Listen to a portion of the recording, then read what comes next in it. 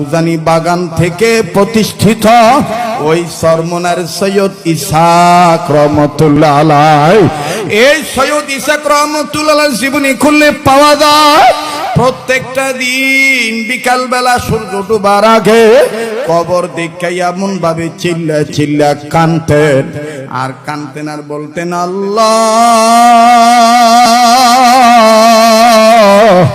এই কবরে না জানি আমার সাথে কি ব্যবহার হবে। মুসলমান, এইভাবে আমাদের আকাবির আসলাফ বুজুর্গরা কাঁদতেন। ওই বাগে ইব্রাহিমের প্রতিষ্ঠাতা বাজানো গঙ্গি রহমতুল্লাহর বাগানের প্রস্ফুটিত বুলবুল কারি বেন সাহেব রহমতুল্লাহ আলাইহি, উনিও তো বাজান এইভাবে কবর দেখা কাঁদতেন। এ যুবক, কেন তোমার